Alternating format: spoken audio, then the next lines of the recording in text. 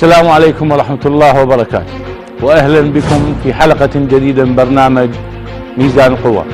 أعزائي المشاهدين، هل كان يدرك أبو عزيزي أن حرق جسده سيعلن عن جمهورية جديدة في تونس؟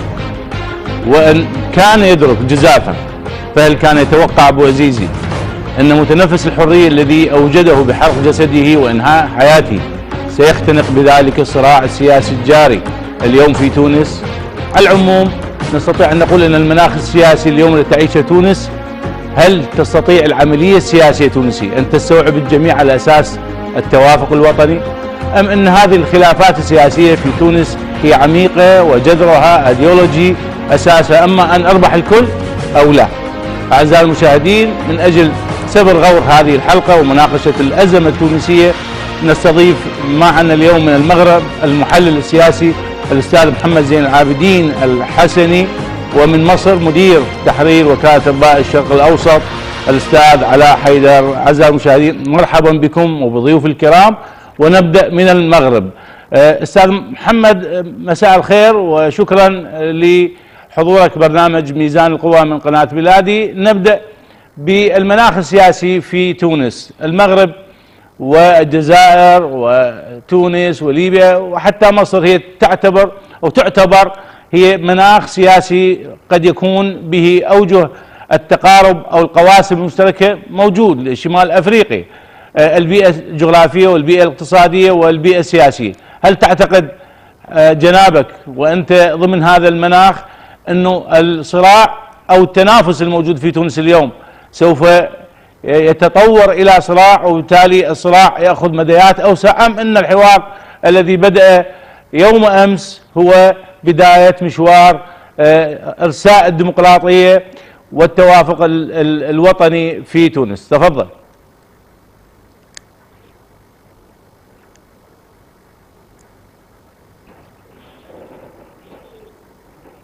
أولا بالحديث عن ثلاثية العناصر التي يوضع في إطارها هذا المناخ الذي تكلمتم عنه. أبدأه أولا بثلاثة مراحل أساسية مرت بها تونس. هي مرحلة الحبيب بورقيبة التي كانت بعد الاستقلال، هي مرحلة أولى. هناك مرحلة ثانية هي مرحلة زين العابدين بن علي، والذي وضع فيها وضع جديدة لتونس، لكنها تسير تقريبا في نفس الاتجاه من حيث المناخ السياسي. لكننا اليوم بعد هذه المرحلة الأخيرة التي بدأت منذ سنة 2011 لوحظ بأن تونس دخلت مرحلة جديدة، هي مرحلة تغيرات سياسية. وهذه التغيرات ارتبطت أساسا بعدة معطيات أساسية. هذه المعطيات تغيرت من خلالها الوضعية الخاصة بالأحزاب السياسية. تصوروا أنه كان عدد الأحزاب السياسية على عهد بن علي لا يتجاوز 9 أحزاب، لكنه في المرحلة اللاحقة أصبح يتجاوز 16 حزب.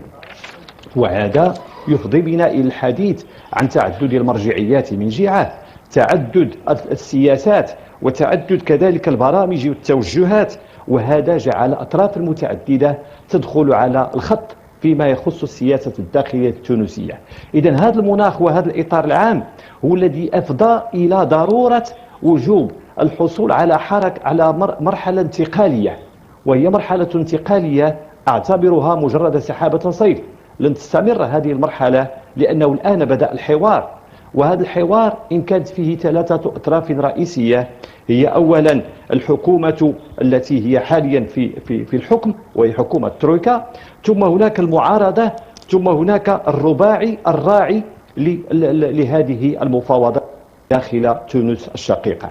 إذن هذه الوضعية ستفضي حتما بطبيعة الحال إلى إن شاء الله نتائج ذات أهمية، خصوصا إذا علمنا أنه في الوقت الراهن يلاحظ أن هناك ضغوطات متعددة، ودخلت على الخط مجموعة من العناصر والمتغيرات الجديدة، ألا وهي الحركات الإرهابية التي أصبحت تفرض ضرورة وجود حلول. أستاذ محمد، عذرا للمقاطعة أستاذ محمد، يعني قد يكون ملف الإرهاب والأمن في تونس هو أحد الملفات الرئيسية في هذه الحلقة، ولكن من كلام جنابك أصبح تصور أن تقول أن عملية الانتقالية من أحزاب محددة إلى تعددية حزبية وحتى تعددية سياسية هي تؤدي إلى أرباك. هل تعتقد أنه المنطقة يعني سواء العربية أو شمال أفريقيا هي غير مستعدة حاليا للعمليات الانتقالية أو التحول الانتقالي، أم أن الأمور لابد أن تأخذ بهذا المسار ما يعرف بالحرق المراحل، عدم حرق المراحل، وبالتالي الوصول إلى الحياة المدنية الديمقراطية؟ تفضل. لا أخفيكم أن التاريخ عودنا على أن جميع الدول التي عرفت تغيرات جذرية سواء في أوروبا أو في آسيا أو في أمريكا اللاتينية كانت تمر بمراحل انتقالية، وتلك المرحلة الانتقالية تكون بمثابة اختبار أو بمثابة مخاض.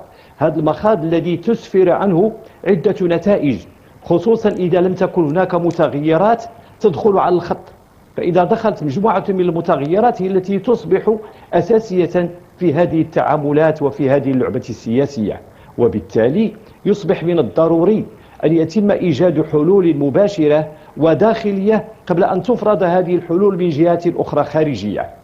وهكذا فإنه بالنسبة لتونس يمكن القول بأن هذه الوضعية هي بمثابة تلك النقطة التي أفاضت الكأس، باعتبار أن عديدا من الدول لها مشاكل داخلية مثل المشاكل الاقتصادية والمشاكل الاجتماعية والمشاكل السياسية المرتبطة بالديمقراطية والمرتبطة بعدة جوانب أخرى. إذن هذا يفضي بطبيعة الحال إلى ضرورة أخذ بعين الاعتبار هذه الوضعية، وذلك للخروج من المشاكل التي قد تتخبط فيها في مرحلة من المراحل. شكرا أستاذ محمد. دعونا ننتقل أعزائي المشاهدين إلى مصر، ومن هناك الأستاذ علاء حيدر. أستاذ علاء، مرحبا بكم، مساء الخير، وأشكرك لانضمامك إلى برنامج ميزان قوة من قناة بلادي.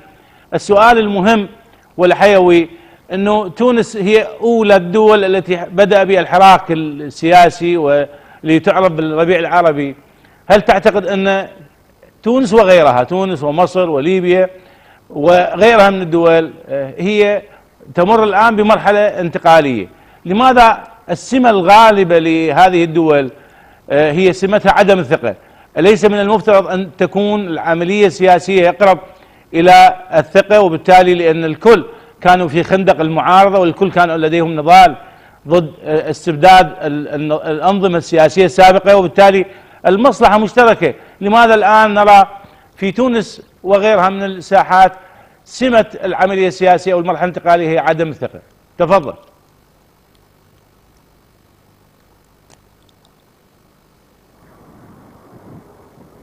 اولا انا بقول ان تونس مثلما هي اعطتنا الاشاره للبدء للتخلص من الدكتاتوره الجاثم على نفس مصر منذ 30 عاما، فاعتقد ان احنا اعطينا الى تونس الاشاره للتخلص من الدكتاتور الديني الذي يستغل اسم الاسلام وارتباط الشعوب العربيه الكبير بالاسلام وبديننا السمح لكي يقوم باستغلاله لأغراض سياسية. فمثل أعطونا الثورة نحن أعطيناهم برضو الطريق لكي يتخلصوا من هذا التيار المتأسلم. دي حاجة. معلش. نمرة 2 عايز أقول ليه الشعوب العربية أولا في الربيع العربي لماذا لم تصبر على الجماعات المتأسلمة التي حكمت مصر بالذات وتونس، ومصر وتونس على بالخصوص يعني. اولا لان هم الذين يتحملون ذلك، لان هم الذين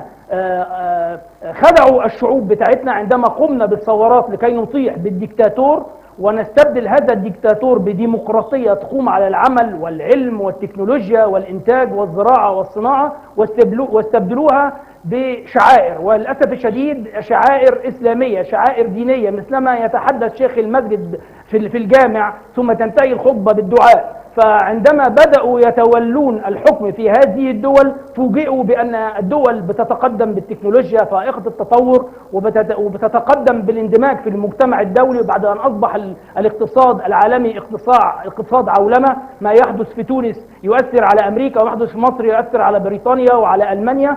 فعندما بدأوا يحكمون تبين لهم أن الأمور في الحكم مختلفة تماما عما كانوا يعتقدون، وهو الشعارات الدينية. ولذلك بدأت الشعوب العربية أو مصر وتونس يتبين لها أن هؤلاء سيأتون بالخير، لأنهم ناس مسلمون، لأنهم مؤمنون، لأنهم يرتدون الجلباب، يطلقون لحاهم، ينقبون النساء. أستاذ علاء، عذرا للمقاطعة أستاذ علاء، أعتذر المقاطعة من جنابك، ولكن إذا كنت تسمعني أستاذ علاء، السؤال هو لماذا أنه السمة الغالبة لتونس أو غيرها من الدول التي شهد ما يعرف بالربيع العربي هي عدم الثقة؟ يعني نتكلم عن الساحة التونسية لحد اللحظة أن هناك تخوف من الآخر، وهذه سمة أصبحت سائدة لكل الدول التي مرت بالتحول الديمقراطي. لماذا هذا التخوف، هذه عدم الثقة، على اعتبار أنه الكل كان يناضل ضد الأنظمة الاستبدادية كما ذكرت جنابك؟ لماذا اليوم وهم في سدة الحكم على اختلاف وعلى عدم الثقة بالآخر، وبالتالي هذا ما يعرقل المشهد أو المسار الديمقراطي في هذه الدول؟ تفضل.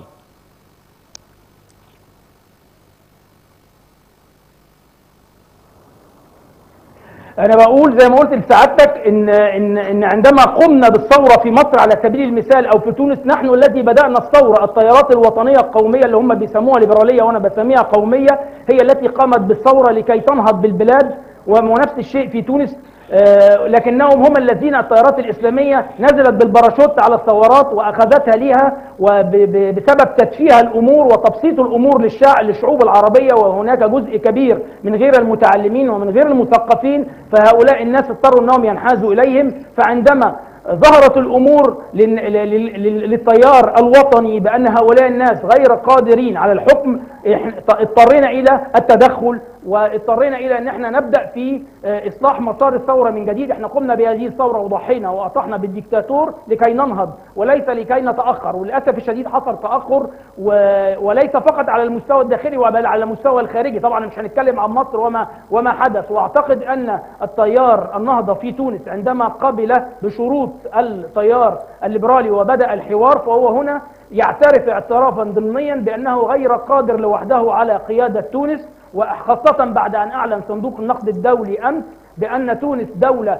تعاني مخاطر سياسية وأمنية واسعة النطاق، وليس بمقدور صندوق النقد أن يعطيها أي مساعدات. وإحنا عارفين برضو أن تونس دولة بتعيش على السياحة، وللأسف الشديد أغلبية الدول السياحية أصبحت النهاردة تحذر رعاياها من التوجه إلى تونس. فهناك عدم وجود مساعدات من المؤسسات الدولية وعدم وجود سياحة، فهذا جعل التيار الديني المتأسلم أنه يعيد حساباته ويدرك جيدا أنه غير قادر على قيادة تونس، والحوار يؤكد ذلك، لأنهم خضعوا لجميع المطالب التي طلبها التيار الوطني قومي التونسي.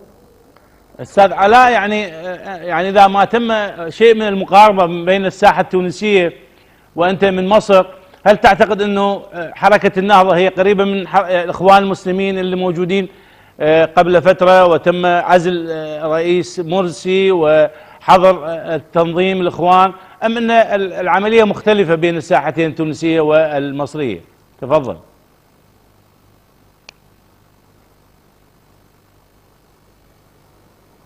أعتقد أن التيار المتأسلم في مصر وتونس وجميع الدول العربية أصبحت هي كلها خرجت من عباءة الإخوان المسلمين منذ سنة 1923، وجميع أفكارهم متقاربة. وأنا أعتقد أن حزب النهضة في تونس، وأسمع أن حتى إن رئيس حزب النهضة بيفكر في الاستقالة من حزب النهضة ويتجه إلى العمل الإسلامي فقط لا غير الدعوة الإسلامية، وهذا يثبت أنه استطاع أن يستخلص الدروس من مصر، لأنه لو لم يفعل ذلك هو وعلي العريض والمرزوقي لوجدوا نفسهم في نفس قفص الاتهام، وجدوا نفسهم مثلما سيواجه محمد مرسي مصيره قريبا بالخضوع للقضاء والمحاكمة، لأنهم يدركون جيدا أن هناك أجندات خارجية تحركهم، وأن الشعب المصري مثلما لم يترك مرسي لأنه يتعامل مع أجندات خارجية، فإن الشعب التونسي لن يترك التيار المتأسلم، ولذلك هما آثروا السلامة وفضلوا الحوار. وأعتقد أن هذا تقدير جيد، خاصة أن تونس لأول مرة بتتعرض لعمليات إرهابية سيئة، مش لأول مرة، لكن يعني أصبح هناك جهاديين كثيرين، وهؤلاء أصبحوا يمارسون هذه العمليات الإرهابية بمساعدة من سمحوا لهم بذلك، لأن المفروض ألا يسمح لهؤلاء الإرهابيين بأي عمل، ولذلك فهم يخشون على أنفسهم أن يجدوا نفسهم في قفص الاتهام مثل محمد مرسي، ولذلك بادروا بالحوار وبادروا بالخروج بأنفسهم بالنجاة بأنفسهم من براثن الحكم الشعبي وبراثن القضاء التونسي. طبعا استاذ علاء، يعني الحركات يعني الاجراميه للجماعات المسلحه وغيرها، يعني على تعدد انواع اسمائها ونعوتها، هي موجوده سواء في تونس او في الجزائر او في قسم من بلاد المغرب وحتى في مصر وغيرها. انتقل بالسؤال الى الاستاذ محمد. استاذ محمد، وانت في المغرب، هل تعتقد ان التيارات الاسلاميه والحركات الاسلاميه الموجوده في شمال افريقيا هي يمكن الان بعد نموذج مصر تم او يتم تطويعها الى ان تكون اكثر مرونه في العمل السياسي، ونموذج تونس هنا حركه النهضه هو نموذج جديد يمكن ان يعمم على شمال افريقيا، ام انه النهضه او حركه النهضه هي موضوع خاص في داخل تونس؟ تفضل. في الحقيقة فيما يخص تونس هناك وضعيتها الخاصة، باعتبار أنها تكاد تقع بين كباشة، فهي من جهة تحدها ليبيا من جهة الشرق، وتحدها الجزائر من جهة الغرب. ونعلم جميعا بأن التيارات النشيطة في جنوب الجزائر، وهي تيارات تعمل على استعمال السلاح في معظم الحالات من أجل نشر الإرهاب في المنطقة من جهة، ومن جهة ثانية استفادت هذه الجماعات الإرهابية من الأسلحة التي كانت تأتي من ليبيا، وهذا ما غدا بطبيعة الحال هذه الحركات لكي تقوم بأنشطتها أكثر في جنوب المغرب العربي بصفة عامة، بما في ذلك جنوب تونس. وهذا ما جعل هذه المنطقة تعرف ضغوطا جديدة، وتعرف ضرورة وجود حوار بناء فعلي دون التوجه إلى نوع من التعصب إلى جانب دون آخر، لأن المصلحة العليا لهذه البلدان ستصبح هي الأساسية دون الرجوع إلى هل يحكم هذا أم ذاك.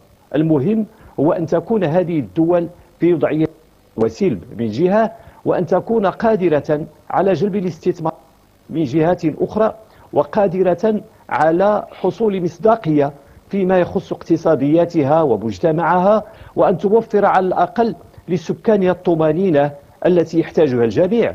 وهكذا فإن مثل هذه الضغوط هي التي فرضت بالدرجة الأولى أن يظهر في تونس نوع من الذكاء السياسي، أي عندما ذهب الجميع إلى المفاوضات وإلى نوع من الهدوء في التعامل مع القضايا الداخلية، لأنه لو تم الرجوع إلى الشعب وإلى الشارع مثل ما يحدث في بعض البلدان الأخرى، فإن هذا قد لا يفضي بالنهاية إلى حل سلمي أو إلى حل يؤدي إلى نتائج إيجابية، لأن الجميع في سفينة واحدة.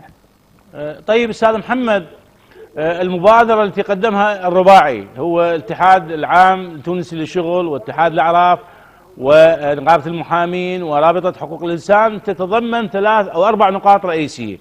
أولا المصادقة على الدستور، وثانيا سن قانون للانتخابات وإيجاد هيئة انتخابية مستقلة، ومن ثم إعداد أو إجراء الانتخابات. هل تعتقد أنه هذه خارطة الطريق اللي حددت بشهر من المبادرة أو الحوار، هل يمكن تحقيقها في توقيتاتها، أم أن كما يقول المثل الإنجليزي الشيطان يكمن بالتفاصيل؟ تفضل.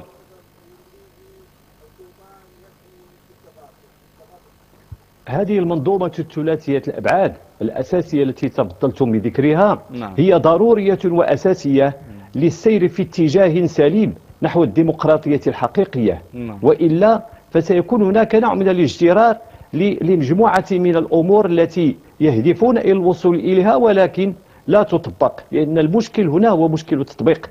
وعلى هذا الأساس إذا كانت النيات حسنة وكانت النيات خالصة في الاتجاه السليم نحو جعل هذا البلد بلد استقرار وأمن وطمأنينة، فسيتم التغلب على هذه المشاكل بأكبر سرعة من الوقت، وبالتالي سيتم على الأقل قطع المراحل بصورة سريعة، وذلك للوصول إلى حكومة جديدة، إلى دستور، إلى انتخابات نزيهة. وهذا سيؤدي حتما بطبيعة الحال إلى أن تدخل تونس مرحلة جديدة. هذا ما يذكرني بما كان قد حدث بعد الثورة الفرنسية، فكما يعلم الجميع أنه حدثت مشاكل متعددة بعد الثورة الفرنسية إلى أن جعلت الجيش يتدخل ويأخذ الأمر من جديد على يد نابليون بونابرت، ثم فيما بعد كانت هناك تحركات وكانت تحولات جديدة مثل ما حدث في دول أوروبية أخرى. وهنا أشير إلى أنه يتوقع نظرا للضغوط التي ذكرت سابقا فإن تونس لا يكون أمامها إلا أن تتوجه نحو الحوار ونحو الجلوس إلى المفاوضات فيما بين جميع الأطراف بما فيها الأطراف المعارضة، خصوصا إذا علمنا أن الأطراف المعارضة التي كانت تعمل في الخفاء طيلة مدة زمنية تفوق 30 سنة لأنها كانت محرومة من المشاركة في المجال السياسي، والآن حين دخلت إلى هذا المجال هناك من تنقصه التجربة وهناك من ينتظر ماذا سيكون. إذا فعلى هذا الأساس نتمنى أن يكون الجميع في اتجاه واحد وهو مصلحة البلد، مصلحة الوطن، من أجل الوطن ومن أجل سكان ذلك الوطن. أستاذ محمد، أنت تكلمت عن مثال فرنسا والثورة الفرنسية وتدخل الجيش في هذا الجانب. الساحة التونسية هي يعني لم تكن أو من الصعب أن نقاربها مع فرنسا. المؤسسة العسكرية هي غير فاعلة، المؤسسة الأمنية قد تكون قوية في فترة بن علي، وبالتالي اليوم يعني إلى حد ما لا يمكن أن يكون للمؤسسة العسكرية تدخل. ولكن السؤال الأهم من ذلك أنه حكومة علي العريضي كتبت استقالة وقالت في الاستقالة أنها سوف يستقيل رئيس الوزراء علي العريضي ووزراءه خلال 3 أسابيع من بدء الحوار. السؤال المهم، ما هو الضامن الرئيسي لهذه الاستقالة؟ بمعنى هل أنه قد تأتي بنتائج هذا الحوار يأتي بنتائج غير مطمئنة للحكومة ومن يقف وراء الحكومة حركة النهضة، وبالتالي تتنصل الحركة والحكومة من وعودها أو ما كتبته سابقا؟ السؤال هو ما هو الضامن لمسار الخار الطريق إلى نهاية الطريق؟ تفضل. في نظري الضامن لكل هذا وذاك هي الإرغامات التي تواجهها الدولة التونسية في الوقت الحاضر، وهي إرغامات متعددة، من بينها قضية الإرهاب، حيث أن هذه الظاهرة إن تنامت في جنوب تونس قد تحرق الأخضر واليابس. هذا من جهة. من جهة ثانية هناك ضرورة المصالحة مع المواطن التونسي الذي ظل دائما يسعى وراء أفق ووراء هدف وهو تحقيق الديمقراطية. فهل يرى بأن الديمقراطية هي هذه الأعمال التي تقوم بها الدولة الآن؟ هل الديمقراطية هي عدم تطبيق ما تم الاتفاق عليه؟ هل الديمقراطية هي عدم الوفاء بما تم التوصل إليه؟ إذا في نظري أنه سيكون المواطن التونسي أكثر اطمئنانا إلى وضعيته السياسية في حال ما تم المرور بما تم الاتفاق عليه. هذا من جهة. أما على المستوى الخارجي من جهة ثانية فإن هناك استثمارات أجنبية سترى في حال عدم تطبيق ما تم الاتفاق عليه نقوصا وتراجعا عن الأهداف الحقيقية التي قامت بها هذه الثورة. لذلك سيكون بالضرورة أن يتم الاتجاه نحو اتجاه واحد، وهو على الأقل إصلاح الوضعية الداخلية لهذا البلد من الناحية السياسية ومن ثم الناحية الاقتصادية ثم الناحية الاجتماعية، وهذا سيؤدي حتما إلى وضع تونس جديدة. أرجع مرة أخرى إلى ما قلته بالنسبة للثورة الفرنسية لأشير بأنه لم أستحضر هذا المثال لأقول بأنه يطبق على تونس في وضع الراهن، ولكنني أقول إن دولا أخرى شهدت بعد ثوراتها مشاكل تطلبت تدخل الجيش، فكان ذلك في فرنسا كنموذج كما ذكرت، ولكن بعد تلك المرحلة أصبح هناك وضع جديد وهو الديمقراطية التي بانت عليها مراحل لاحقة بالنسبة للثورة الفرنسية.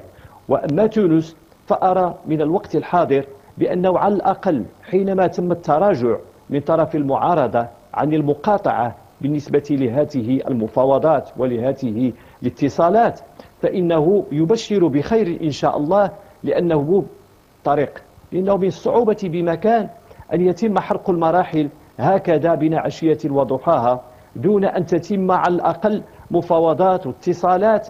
وأتمنى أن يتفهم الجميع هذه الوضعية التي عليها تونس الآن، وهي وضعية دقيقة جدا، خصوصا وكما ذكرت أنها تكاد تكون بين كماشة، فهي بين ليبيا من جهة التي تتوفر فيها الجماعات على الأسلحة وغيرها، والجزائر من جهة ثانية التي وكلاهما يتوفران على البترول، لهما إمكانيات ولهما وسائل، ولكن تونس وسط كل هذا وذاك لا تتوفر على إمكانيات تستطيع بواسطتها أن تواجه الأوضاع سوى حل واحد وقوة واحدة، هي القوة الداخلية التونسية. شكرا استاذ محمد، شكرا، وضحت الفكره. انتقل بالسؤال. شكرا استاذ محمد. انتقل بالسؤال الى نتائج الى استاذ علاء. استاذ علاء، يعني الازمه اليوم التونسيه لا نشهد لها ردود افعال دوليه وحتى اقليميه، يعني عكس ما شهدت مصر الساحه السياسيه المصريه، حراك مكوكي الاتحاد الاوروبي، الولايات المتحده الامريكيه، لاطراف اقليميه عربيه. اليوم الساحة التونسية هي إلى حد كبير بعيدة عن أي رد فعل يعني واضح إقليمي أو دولي. كيف تفسر هذا عدم الرد الفعل الإقليمي والدولي لما يحدث في الساحة التونسية؟ تفضل.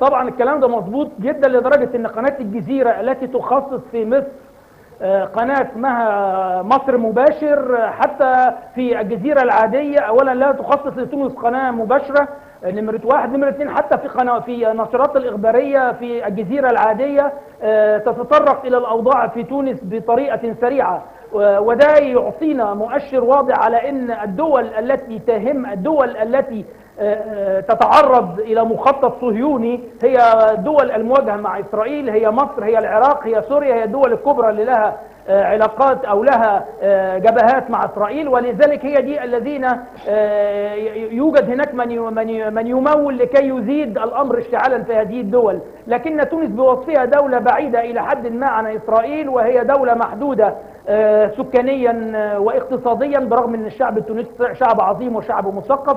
ولذلك تجد أن ردود الأفعال ليست كما يحدث في مصر كان وفي سوريا على وجه الخصوص، لأن سوريا مثل ما قلنا أن سوريا لديها أسلحة كيميائية تهدد إسرائيل، مصر لديها حدود مع إسرائيل، وأن هناك اتجاه الآن تقود الصهيونية العالمية، وهي نقل العمليات الإرهابية أو العمليات الاستشهادية من إسرائيل عندما كانت تدمر داخل إسرائيل إلى القاهرة وبغداد وسوريا ودمشق وخلافه. ولذلك فهو ده السبب أعتقد الرئيسي اللي بيخلي الناس دي غير مهتمين. بس أنا عايز أتكلم حاجة بالنسبة للحوار. تفضل أستاذ علاء. عايز أقول أن كل ذلك يتوقف، هل التيار التونسي سيقبل أم لا أن يكون الدستور به نص يسمح بإقامة أحزاب على أساس دينية؟ لأننا هنا في مصر لن نقبل في دستورنا عندما نكتب الدستور أن يكون هناك سماح لأي حزب يستغل الدين الإسلامي لكي يصل إلى الحكم. من يريد، كلنا مصريون، كلنا بنعبد الله سبحانه وتعالى، كلنا مسلمون أو غالبيتنا مسلمة، ولذلك نحن لا نرفض من يستغل الدين في الوصول إلى السلطة. فهذا يتوقف في تونس. هل ستقبل المعارضة التونسية والتيار الوطني التونسي أن تستخدم أحزاب الدين الإسلامي للوصول إلى السلطة؟ أعتقد إذا سمحت بذلك فيمكن الأمور أن تسير، لكنهم سيعودوا من جديد إلى نقطة البداية. لو لم يسمحوا أعتقد أن هنا سيكون هناك يعني فرضية مهمة جدا أو توقع هو المعروف، وهو أن يحدث حشد من الشارع من الجانب الديني وحشد من الجانب الوطني. واعتقد في هذا الوقت لابد لو نجح الجانب الوطني ان يحشد جماعات كبيرة وحشود هائلة مثل ما حدث في مصر، فسيجبر الجيش التونسي على التحرك، ويكون هناك مرحلة انتقالية تأخذها حكومة مؤقتة مثل ما يحدث في مصر. فعندنا في مصر عندما تحرك السيسي لكي يقوم بالإطاحة بالإخوان المسلمين، فهذا كان يجيب على 30 مليون مصري نزلوا في الشوارع ومثلهم في البيوت أو أدوهم مرتين في البيوت، فكان هو في 80 مليون مصري من إجمالي 90 مليون مصري بيطالبوه بهذا التحرك، فتحرك. فأعتقد أن تونس لو لم يسمح التيار الوطني بإقامة أحزاب دينية مثلما سيجري في مصر، أعتقد أن الأمور سترجع إلى نقطة الصفر وسيكون الجيش هو العامل الرئيسي هنا. لكن هنا عايزين نعرف الجيش التونسي، الجيش المصري جيش قوي لأنه يقوم على مؤسسة عسكرية، مؤسسة اقتصادية، مؤسسة صناعية. يعني الجيش المصري عنده مصانع، عنده مؤسسة تجارية، بيعمل في السياحة، بيعمل في الاقتصاد، بيعمل في الصناعات، له مصانع، له أستاذ علاء بكل تأكيد، أستاذ علاء إذا سمحت لي، أستاذ علاء بكل تأكيد البنية التركيبة للمؤسسة العسكرية المصرية هي ليست نفس التركيبة المؤسسة العسكرية في باقي الدول العربية الأخرى. الجيش المصري له خصوصيته في هذا الجانب. ولكن السؤال أيضا مهم في هذه الحلقة، أنه مصر شهدت انتخابات كثيرة منذ التغيير عام 2011 ولحد هذه اللحظة.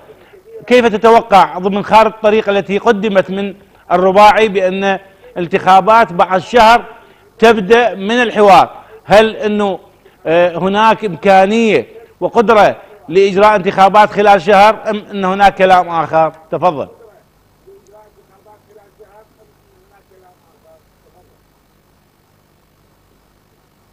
برضو بقول لسعادتك كله يتوقف على موقف التيار الليبرالي الوطني في تونس. هل سيقبل بأحزاب على أساس ديني؟ لو قبل بأحزاب على أساس ديني، على أساس النهضة تعود من جديد باستخدام شعار الإسلام هو الحل وتدخل في هذا الإطار، فأعتقد أن سيكون هناك حكومة وسيظهر الشارع التونسي هل فعلا الحكومة حكومة التيار الإسلامي لديها شعبية أم ليس لديها شعبية. لكن احنا في مصر على سبيل المثال لماذا رفضنا ذلك؟ لأن وجدنا أن التيار الإسلامي في مصر بدأ يشجع التيارات الإرهابية، وأصبحت إن اليوم سيناء مهددة بعمليات إرهابية وبالانفصال وبمشروع صهيوني لفتح سيناء لتوطين الفلسطينيين. ولذلك نحن تحركنا. أنا لا أعلم هل سيقبل التونسيون ان هم يسمحوا باحزاب على اساس ديني. لو سمحوا هيبقى هنا الشارع التونسي هو اللي هيقرر، اما يختار تيار ديني او ليبرالي، اما يختار الاثنين مع بعض وتكون هناك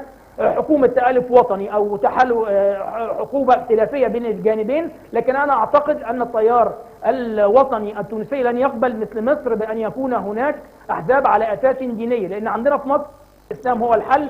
ففوجئنا بيهم بان هم بيلجأوا ويقولون بعد ذلك عندما تولوا الحكم ان صندوق النقد الدولي هو الحل والبنك الدولي هو الحل.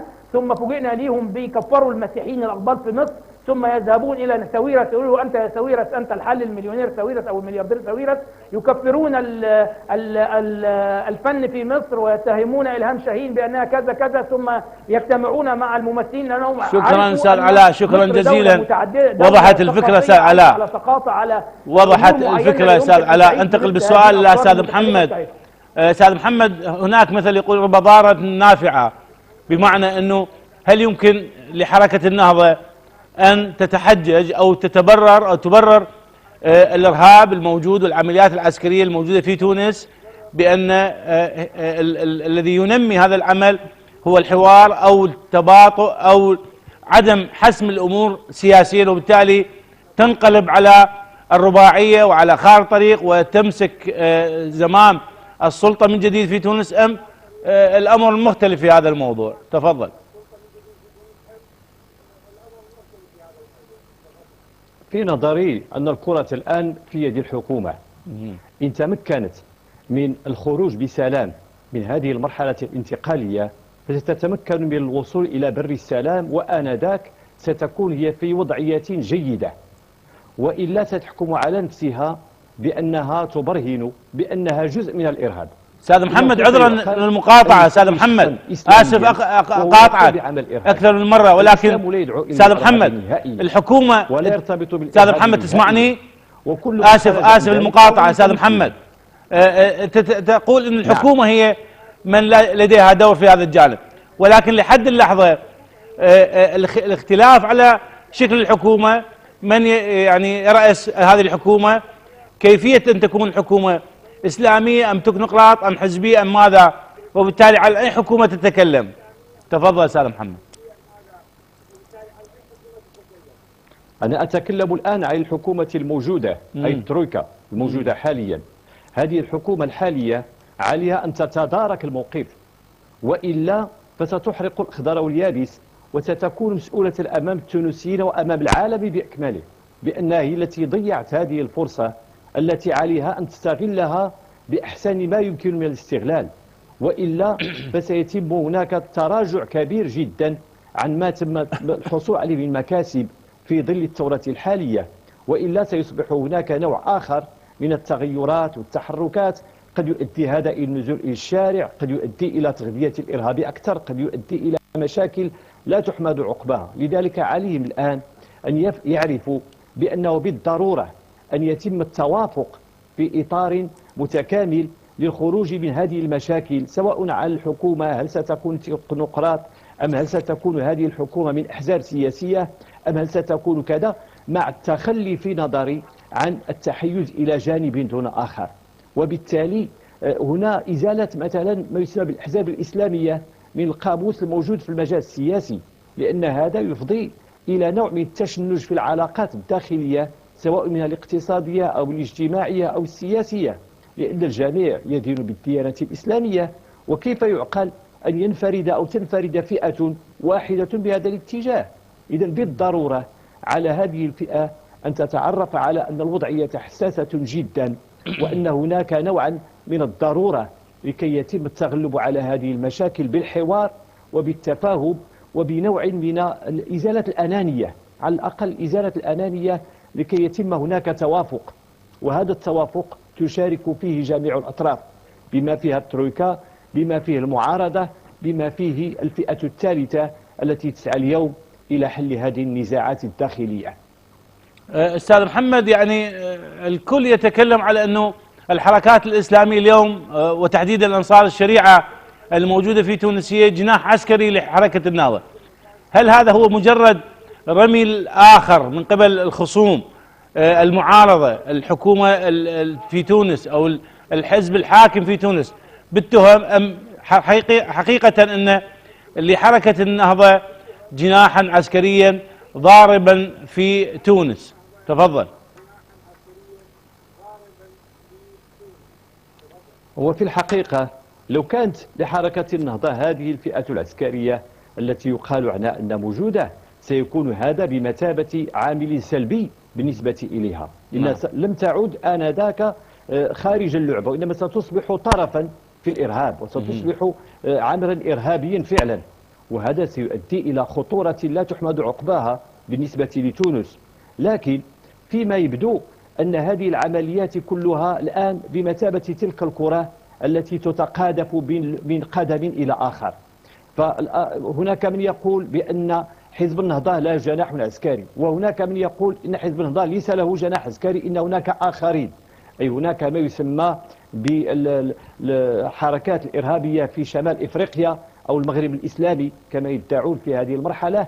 فهنا تجد بأن هناك أطراف أخرى تدخل على الخط، وهي ليست فقط في منطقة شمال إفريقيا، ولكن القاعدة موجودة في عدة مناطق من العالم، في أفغانستان، في باكستان، في جهات أخرى من العالم، وأنها الآن إذ وجدت بؤرة في منطقة ما للتوتر فإنها تقحم نفسها في ذلك المجال، وهنا تكثر التفسيرات وتكثر الكلمات حول هل هؤلاء ينتمون إلى هذه الفئة أم لا. الآن هناك نوع من الإسقاط فيما يخص ما حدث في مصر أو ما حدث الآن في تونس. إذن هناك نوع من اللجوء إلى القول بأن تلك الفئة هي التي توصف بهذا الجانب أو ذاك. المهم أن السياسيين لا ينبغي أن يصدروا أحكاما هكذا جزافية إلا بعد التأكد من جميع العناصر والمكونات التي تؤدي إلى نتائج بطبيعة الحال. وفي نظري ليس من نتيجة سوى ضرورة الحوار وضرورة الاتفاق على ما يسمى بالحد الأدنى للمكونات الأساسية لإنقاذ هذا البلد أو ذاك من مشاكله الداخلية التي قد تؤدي إلى ما لا تحمد عقباه. تصور أن إنسان في سفينة خرق السفينة في المكان الذي يوجد فيه، إذن ستغرق السفينة بإكمالها، وهذا سيؤدي حتما إلى نتائج سلبية. لذلك على جميع الفئات التي هي تدخل في إطار اللعبة السياسية سواء في تونس أو في جهات أخرى أن تكون واعية ومسؤولة. إن هنا أطرح مسألة أساسية هي المسؤولية، إن هناك شعبا، هناك أطفال، هناك نساء، هناك عجزة. إذن هناك عديد من العناصر تدخل في هذا الإطار، وقد يتم تجاوزها أحيانا بالنظر إلى جوانب خاصة بتعصب داخلي أو خاصة بفئوية معينة. أستاذ محمد، هناك من يقول أنه حركة النهضة وحكومة حركة النهضة، علي العريضي وغيرها، هي طرفا في عملية الاغتيالات السياسية، الاغتيال السياسي اللي حدث في تونس.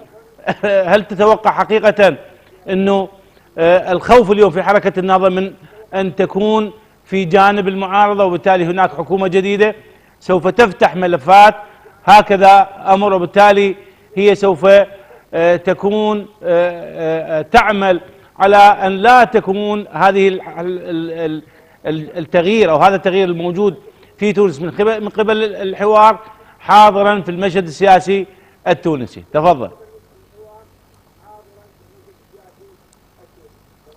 في الحقيقة حتى لا يكون هناك للأحداث لا يمكن أن نسقط هكذا أن حكومة العريض الحالية هي السبب في مقتل كذا أو كذا، لأن لو قلنا هذا كما قلت سابقا ستصبح طرفا ولن تكون في جهة ثانية. أستاذ محمد، هذه بعض التحليلات التي تذكر في الصحف العالمية طرف للإصلاح، لأنها ستكون قد أقحمت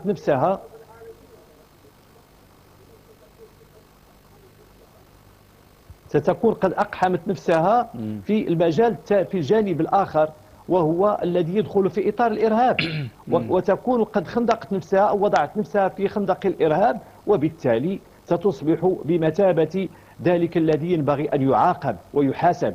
وهنا إن كانت هناك حكومة جديدة هي التي ستقوم بعمليات للتعرف على حقيقة الأمور والأوضاع، وهذا ستبديه الأيام المقبلة إن شاء الله، باعتبار أن هناك تحريات ستكون بطبيعة الحال للتعرف على حقيقة المشاكل. المهم على الوضع أن يهدأ أولا، أن يكون هناك نوع من السلم، نوع من الطمأنينة للقيام بالوقوف عند جميع الأشياء والمكونات والتعرف على من قاموا فعلا بهذه الأعمال أو أولئك، لأنه في خضم الثورة لا يمكن أن يتم الجزم بأن هذا الطرف هو الإيجابي أو هذا الطرف هو السلبي، لأنه تكون هناك عدة تجاوزات وتكون عدة مشاكل. تصوروا، وأنا دائما أرجع بين الفينة والأخرى إلى الثورة الفرنسية، روبيسبيير كان في صراع مع دانتون رغم كونهما كانوا خطباء في الثورة الفرنسية، بل قتل روبيسبيير فيما بعد في مرحلة لاحقة. إذا فتكون كما يقول تلك الهرة التي تأكل أبنائها. إذا فهذا المشكل قد يطرأ بين الفينة والأخرى في بعض الدول التي تنتقل أو في مرحلة انتقالية، ولكن سرعان ما تهدأ الأمور فتنجري الأمور بصورة تدريجية، وآنذاك يمكن إصدار أحكام علمية ودقيقة بشأن هذا أو ذاك. طيب، انتقل بالسؤال إلى أستاذ علاء. أستاذ علاء، هل تعتقد أن المناخ السياسي في تونس سوف يفضي إلى التوافق السياسي، أم هناك رأي معين في نوعية الحراك السياسي والأداء السياسي للقوى السياسية التونسية؟ تفضل.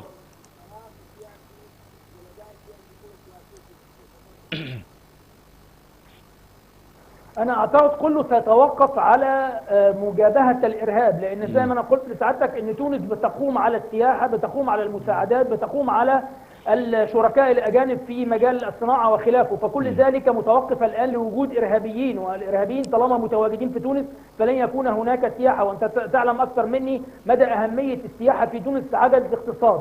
فأنا أعتقد لو تم تشكيل حكومة أسفرت الانتخابات عن حكومة إسلامية أو عن حكومة ليبرالية أو عن حكومة ائتلافية، لو لم تواجه الإرهاب بالقوة المتوقعة، فأعتقد أن وهذا ما سيحدث أن الجيش التونسي سيتدخل في النهاية. صحيح يقال أن الجيش التونسي أصبح اليوم جيش متأخن، أو التيار الإسلامي القيادات الكبرى يسيطر عليها التيار الإسلامي، لكن هناك من يقول أن الصف الثاني يرفض هذا التيار المتأسلم، والجنود الصغار نفس الشيء. فأعتقد أن الجيش هو اللي ستكون له كلمة في النهاية. هل سيقبل التيار الإسلامي حتى لو دخل في حكومة أن يتم إبادة الجماعات الإرهابية والتعامل معها بقوة شديدة أم لا؟ أعتقد هو هنا مربط الفرس، وأعتقد أن الجيش في تونس برضه سيكون له كلمة نهائية في إنقاذ تونس من براثن الإرهاب. زي ما قلت أن الاقتصاد التونسي بيقوم على الأمن والسلام والاستقرار، وأعتقد لن يستطيع أن يحقق ذلك سوى الجيش. مش هو اللي يحكم، لكنه يؤمن البلد داخليا ويؤمن البلد ويعطي رسائل طمأنة إلى الخارج لكي تستطيع أي حكومة من الحكومات أن تحكم. لأن حتى في وجود التيار الإسلامي والنهضة هي التي تقريبا تحكم وتسيطر على الحكومة الحالية، وعلي العريض هو ينتمي إلى التيار الإسلامي، فهناك تيارات إرهابية أو عمليات إرهابية يومية. فكيف يمكن أن يأتي سائح إلى تونس الخضراء وهو مهدد حياته؟ فأعتقد أن الجيش لابد أن يتحرك في تونس. لو لم يتحرك سيواجه تذمر شعبي قوي جدا في تونس. على من يؤثر على من؟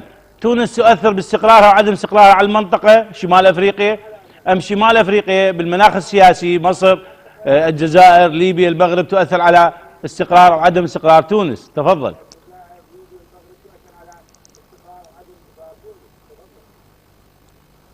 أعتقد طبعا هي الدول حاليا هي التي المنطقة هي التي تؤثر على تونس، لأن تونس لحظات سيء بتقع زي ما قلت حضرتك بين فكي كماشة. عندها الجماعات، عندها الحدود بتاعتها مع الجزائر للأسف الشديد حدود واسعة وفيها جماعات طبعا نشطة إرهابية نشطة. نفس الشيء هناك حدود مع ليبيا وبيدخل منها كميات هائلة من الأسلحة، وهناك تجار سلاح. احنا في مصر طبعا الجيش المصري استطاع في الفترة الأخيرة ان هو يحد من ذلك. الجيش المصري عنده زي ما قلنا القوة التي تسمح له بأن يقوم بذلك. لا أعلم هل سيستطيع الجيش التونسي ان هو يحد من تجارة السلاح أو تهريب السلاح بين تونس وليبيا ولا لا، وبين الجزائر وتونس برضو من ناحية تانية. فأعتقد أن وضع تونس للأسف سيء شديد السوء لموقعها الجغرافي. طبعا مصر عندها ليبيا زي ما قلت، احنا سيطرنا على الحدود أو في سبيلنا إلى السيطرة على الحدود مع إسرائيل، في سبيلنا السيطرة برضو مع الحد مع إسرائيل في تهريب السلاح بإقامة منطقة عازلة سننتهي منها إن شاء الله قريبا. لكن أنا طبعا بشفق على تونس جدا لأن هي في منطقة للأسف الشديد ناحية الجزائر والجماعات الإرهابية الجزائرية يعني يعود تاريخها إلى أكثر من 25 سنة، ليست وليدة اليوم. والجزائر بلد شاسع ومترامي الأطراف ولديه تضاريس صعبة جدا، فمن الصعب أنك تسيطر على الجزائر مثلما تستطيع أن تسيطر على أي دولة ثانية. ولذلك أعتقد أن تونس طبعا وضعها سيء جدا، لكن كله في النهاية أعتقد سيكون في هذه الجيش التونسي إما يتحرك وينقذ هذه البلد، إما يترك الأمور إلى أن تنهار، ثم سيتحرك في نهاية المطاف ليعيد الأمور إلى نصابها. شكرا أستاذ علاء حيدر، مدير وكاتب أنباء الشرق الأوسط. كنت ضيفا عزيزا علينا في هذه الحلقة، والشكر موصول إلى الأستاذ محمد زين العابدين الحسيني من المغرب المحلل السياسي. وشكرا لكم أعزائي المشاهدين، نلتقيكم إن شاء الله في حلقات مقبلة من برنامج ميزان القوة. هذه تحياتي أنا الدكتور حازم الشمري، السلام عليكم ورحمة الله وبركاته.